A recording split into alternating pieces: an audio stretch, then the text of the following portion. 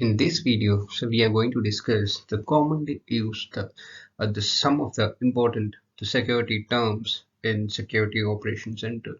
So these are the terms which we use on your regular day-to-day activities. The first one is an attack, that is a cyber attack.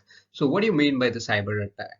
So for example, if there is a guy, is there is a bad guy, his intention is break the organization's network and enter into the organization servers and steal the sensitive information from the server, and that information will be using for some other bad purpose, like as an example, theft the data from the banking servers. So the banking servers information is very sensitive, and going out of the or going on to the bad hands uh, will be very dangerous.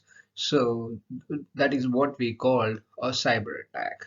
So because of the cyber attack, there is a loss of uh, the data, and so what we discussed in early, that there is a huge damage to the organization. So, and the next one is the attacker. So the attacker who is performing the cyber attack, those people we call as an attacker or a hacker. So there are different types of hackers. So like like black hat hackers, white hat. So there is a classifications depends on the type of the people and their intentions. And the next one is an artifact. So artifact is an evidence of an attack.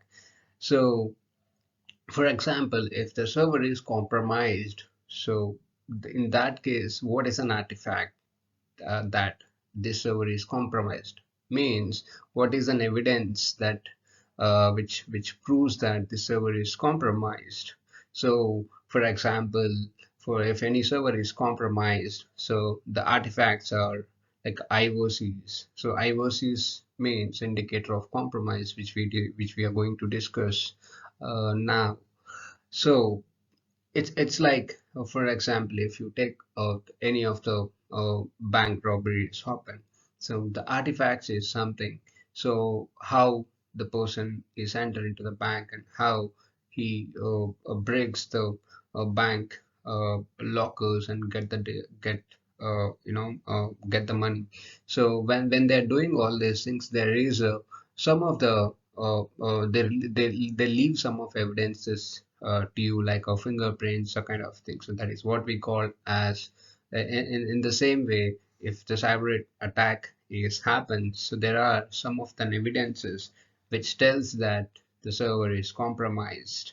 So like the server is connected to some of the malicious domains or IPs, or the server having a malicious software on this on the system. So all these things which indicates that that server is compromised. That is what we call artifacts. In other words, we call it as an evidence. So another one is an antivirus. So antivirus is something which detects any sort of malware files in your computer network. So for example, if there is a well-known malware comes into your system, so antivirus have the ability to detect and block that malware. And another term is asset. What is an asset? The asset is a simple, the device, like your organization computers. I mean your organization assets, like computer, like servers, workstations, printers, scanners, the network devices like routers, firewalls. These all devices what we called as asset. So the asset for an organizations are those are the assets. And command and control servers. So this is the one term which we very regularly use in our day-to-day activities. That is a command and control server. So this is a command and control server is a computer that uses by the attacker or a hacker, where when the attacker is once he successfully compromise the mission, and then he take over your entire network or server, and instructing instructing the compromised missions with all his actions. So where he'll be sitting on a command and control mission, so that is his mission, and he will be instructing so what all other actions has to perform on the impacted system, like he wanted to get the sensitive information, what all the sensitive information is present on the server, and how to get that sensitive information from their servers to his server. So all this he will be looking into it, and also he will try to spread the infection to other systems, and he'll also look for other servers present in the network to get the sensitive information from other servers also. So in one word, so command and control is a attacker's server from the server where he will be uh, commanding other or commanding the missions which he already take over, or which he already uh, uh, hacked or compromised. And the next one is or DDoS. So a DDoS is a distributed denial of service. The main intention of distributed denial of service attack is to slow down your entire server or your entire network, or temporarily shut down your network or your servers, the targeted servers or targeted network.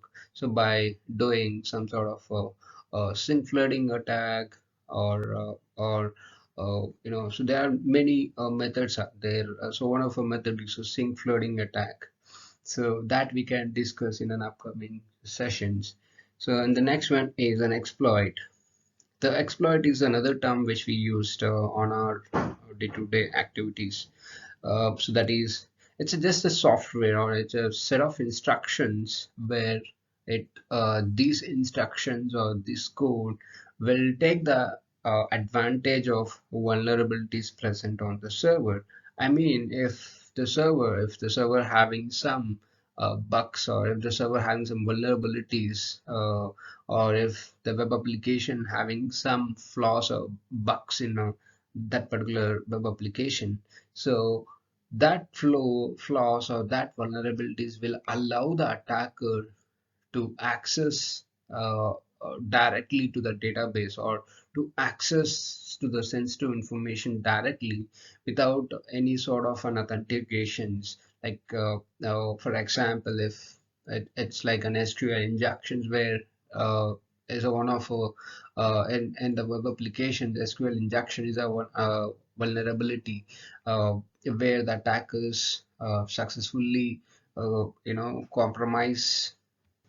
Oh, there is another, if the server's having some issues on an operating system level, which given access to the attackers to do some type of attacks on servers to gain a sensitive information, or to gain an access to the system and get the sensitive information from the system. So that is, in simple words, is a piece of software or a set of instructions which takes advantage of vulnerabilities on the mission and get an access to the mission and do a further damage on the mission. And another one is event. So the event stands for, so if any observable changes, or if any notable changes in your system or on the network, so that can be recorded by the security tools, uh, and it will be giving an information to you. For example, if there is some, for example, if you log into your mission, or if you do if you try to connect some of the IPs, which all are notable things which will be giving you, which that information will be giving to you. And the next one is false positive. So This is the every security engineer knows what is a false positive.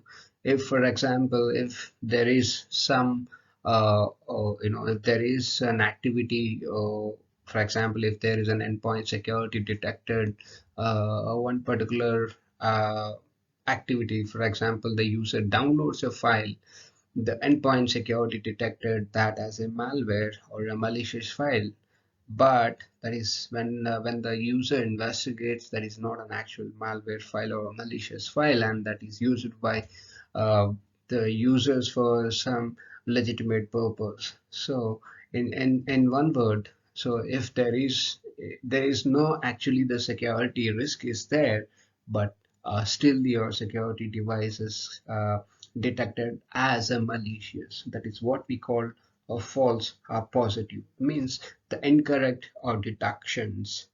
So an incident, so where if there is something, if there is an alert triggered, and that alert is something which is going to do some harmful activity to your machine or your computer or your entire network. So that is what, or if it is a kind of, it leads to a kind of data breach or a kind of uh, destruction or corruption of data. So that is what we call an incident. Intrusion is an unauthorized attempt to gain a system. It's by doing some sort of brute force attempts, or uh, by doing some sort of by tricking the employees to get access to the organization servers. So this is what we call as an intrusion. So, and a few more terms are an indicators of compromise. It's just a forensic evidence of an attack. So as simple as, it's forensic data of an attack. Means there is a attack is happen on the server, and the evidences saying that the evidences which tells that the server is compromised.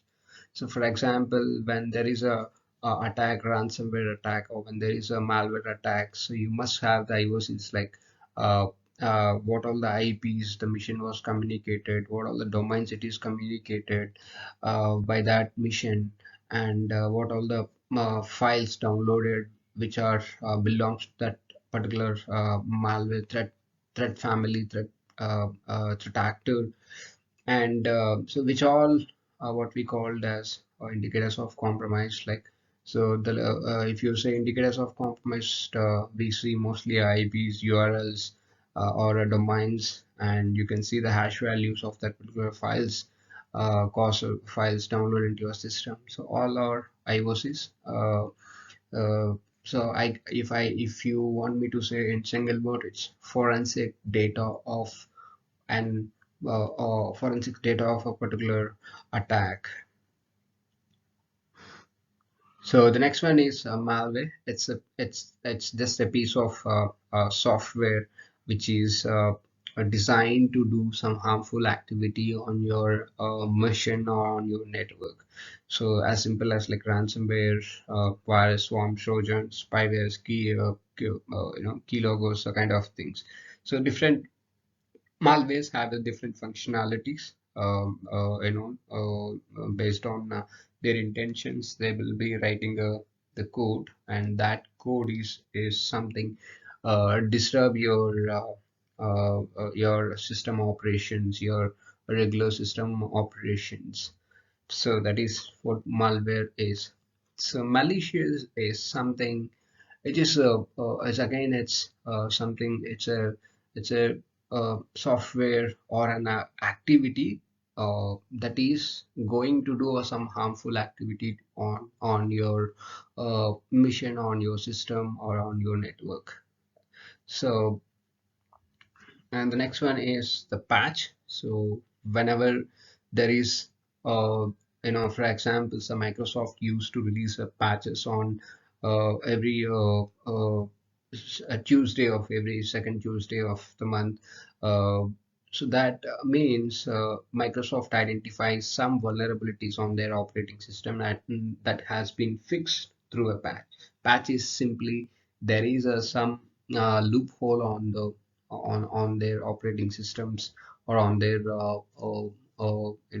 like on their file products. So to close this or to fix those the security holes, so or security things, they will release the patch. That patch will fix that security issues. So that is what we call as a patch. Payload again is a software. Again, it's a software. The intention of the payload is to achieve the object of an attacker. So, for example, his intention is to achieve like a persistence or a command and control. So that or exfiltration of data. So the payload is the actual instructions which executes to achieve the target of an attacker or objective of an attacker. The phishing is another popular one in the security industry. So just a method of tricking the user by sending some of the fraud emails, some of the tricky emails to the users, so that the recipient who receives the email, this they simply thinks that this is coming from a trusted person, and then they will just open the email, open the attachment of the email, or open the URL of the email, so that the malware downloads, malware comes into the system. So that's how they become a victim of an attack.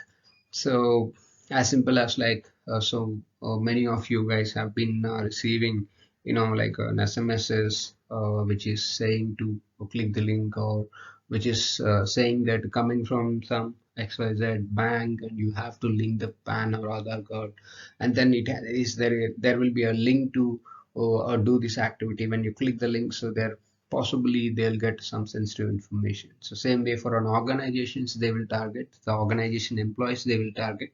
So the organization employees will receive certain emails, like it is coming from some their HRs or some internal people's. Uh, the email looks like the same, but when there is slight changes, or when there is a there will be a this is not actually the email coming from the trusted persons. So it's a trick used by the hacker or an attacker, so that you'll be when you click on it, you will fall under his trap. So that is what phishing. So phishing is just tricking the user and gain an access to the organization's sensitive data. So that is what phishing. So there are different types of phishings, like whaling, smishing, spear phishing.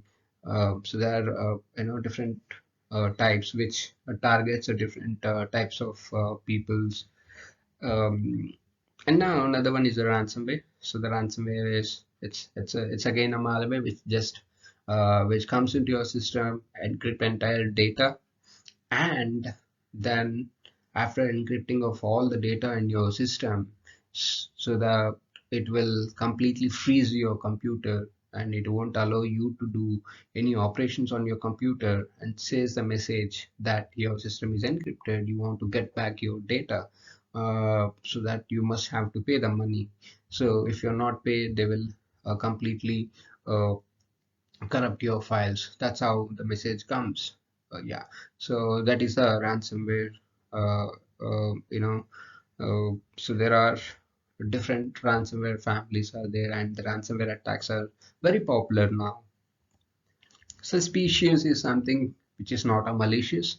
So it looks like not as expected behavior. Suddenly, for example, your system behaving abnormally. Like you see, there is a slowness, or there will be some of the shortcuts and everything. Suddenly, your system is restarting. So this is indicates maybe a attack, maybe the server is, maybe the system is compromised, or there's some other issues also there. Now we don't know what is an issue until we investigate. At the same time, you can see if to this particular system there is a huge number of failed login attempts. So we don't know what is happening. So once we investigate what's happening on the network, so that we come to know the conclusion that this is really the cyber attack, or this is something a legitimate related activity, or due to some system issues, these things are happening. So by doing investigations till the time these are the suspicious. Suspicious means which is not behaving, or this is functioning out of the ordinary behavior. So normal, other than normal behavior. So that is what the suspicious.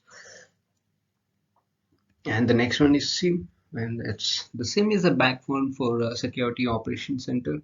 So where the SOC engineer will be sitting and monitoring entire infrastructure of the organization through security information and event management tool, which collects which collects the logs from across the organization, so that you can perform correlation of the data, and you can write a different rules to detect different types of threats. uh, so that is the sim. So we can have more discussion on in the upcoming classes, or in the upcoming videos we are going to discuss the same. Security controllers is like, as an example, if you ask me what is a network security controllers, like there are network security controllers like firewalls, endpoint security, VPN, WAF, um, DLP. So these are the different network security controllers which doing different functionalities for the organization to detect and prevent different types of threats. And the next one is the true positive. So actually I made these terms in an alphabetical manner. So when you go and see the start from A, so I'm giving the words. So, and these terms are very regularly, or very common in the security world. So the true positive. So actually, the true positive is something. There is some security issue. There is some incident which is going to lead, or which is gonna lead to a major cyber attack, or which is going to be a security concern, or which is going to be a data breach, anything. So that is detected by your security controllers. So that is what security controllers, in the sense your endpoint security or firewall or anything that is detected, and telling you the information that, hey, there is something happening, which is hey, there is something, some sort of security thing, security issue we found. Please have a investigate. So that when you investigate, yes, that is a real true security incident. So those things, those alerts, we call it as true positive alerts. Threat, again, threat is for example, if there is a uh, for example, if there is a vulnerability on the system, so there will, if there is a vulnerability on the system, there is always a threat to that particular system, because the vulnerability can be exploited by any bad person, like hackers or anybody. So that is called a threat. So whenever the server is vulnerable, and there is always a threat which can be able to exploit that particular vulnerability. And yeah, so vulnerability is a flaw that can be exploited by any of our threat actors. A zero day is a, for example, a zero day is, there is a particular web application or a server has been identified vulnerability on the web application or any other third-party application. There is a security issue or a vulnerability. So, and the attacker is able to successfully exploit that vulnerability. So until the time, so there is a, make sure to avoid exploitation of this particular vulnerability, you should fix that issue. That is what we call as a patching. patch that particular security issue. Uh, so till the time, so when you identify the vulnerability on the server or on the particular application, or on that particular application, until you fix that issue, till you fixing that the security issue, till the time what we call as a 0 day, until you fix that security issue, that is what we call 0 day. Once you fix a security that particular loophole, then it is no more 0 day attack. So that's all about the different the security terms based on my experience. I've written around 30, I think 22 to 25 to 30 I've written here. So you can also yeah. So these are the most widely used security terms as per my knowledge. Yeah, so there are many are there, so when you list out, it will be so there's a huge list, but based on my experience, so I've written the most widely used the security terms.